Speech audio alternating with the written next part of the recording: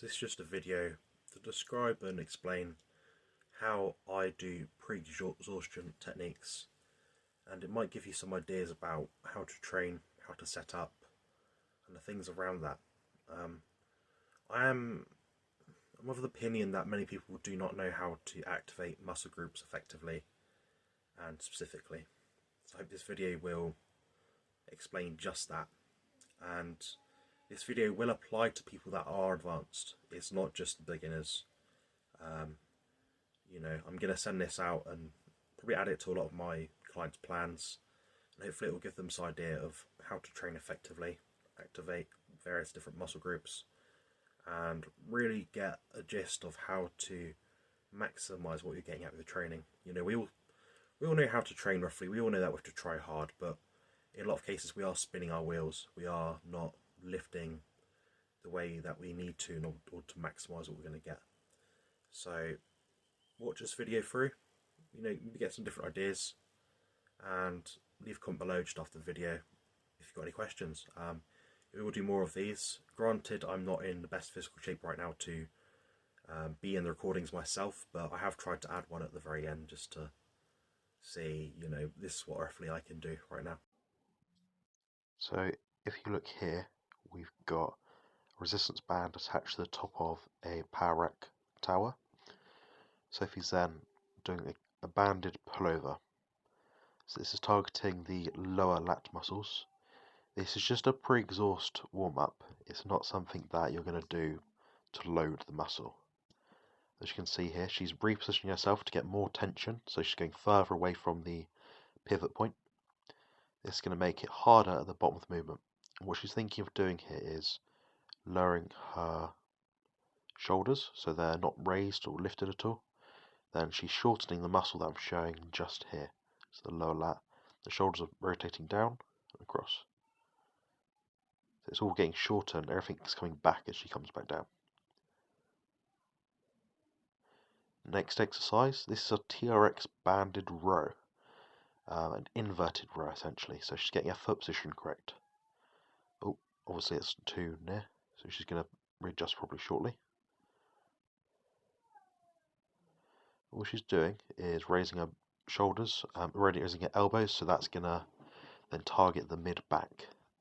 Essentially, imagine you're drawing a straight line like I just showing you there, and that's the point in the back that it's going to target. She's bringing everything back, squeezing it like she's got a pencil between her mid-back. Brilliant. She's got quite a moderate grip row. She's not doing a wide grip or a narrow grip, just somewhere in the middle. That's where I like most people to be. She's got consistent movement. This is again just a warm up. It's not something she's going to do to load it. She realised it was too easy. Now she's adjusting to make it harder. She's getting that angle right. Perfect. Next exercise is a banded chest press. So what she's doing here is focusing on getting the pectoral muscle short, especially at the bottom of the movement. So I'm using my hand here as a guide, then raising it so she can target either the lower part of the pec or the upper part of the pec. Bring it round and across, and that should work your pec muscle, at least activate it as a warm-up. This here is kind of like a front raise, side raise kind of variation. The tension is highest at the top. There's no tension really at the bottom. It's just a warm-up like all of these videos. She's focusing. It's almost like she's trying to, imagine she's trying to get into a crucifix kind of position. Everything in this area here is being tensed up, flexed, and activated. She's bringing it slightly out as she goes up as well. Perfect. Next one, this is a reverse banded fly. Resistance bands again. What she's doing is targeting her rear deltoid muscle, and she's pulling it in, not too wide, not too narrow either, and she's got her shoulder blades in the correct position, so she's not tensing up her upper back, she's just moving her rear delt round, so she's essentially trying to make her hands and elbows go wider as she goes throughout the movement.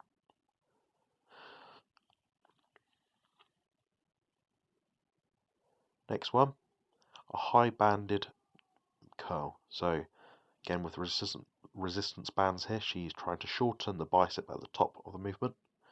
This is a position which many people do not get into very often.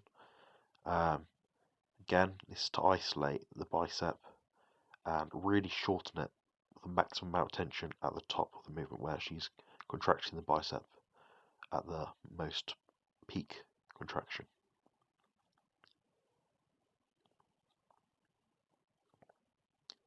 The next one here, this is a tricep pushdown. She wasn't quite sure what I meant here, but I'll direct her as we go through the video. I said to her, keep your elbows here, keep it stiff, keep that locked in, and all the tension goes through your tricep, so you're just moving your forearm. Everything else above that point does not move or raise at all, and that's the area of the muscle she's trying to work. Again, there's only tension here at the bottom of the movement where she's contracted. The top isn't much. Again, this is just a warm-up and activation exercise. And there's a little clip of me here messing around in the gym, doing my little feeble, weak, single leg Bulgarian split squats. Perhaps not the strongest of my movements, but I was able to do this very safely with the help of a crutch and have my foot stable on a platform. All I'm really focusing on here is getting some active range of motion.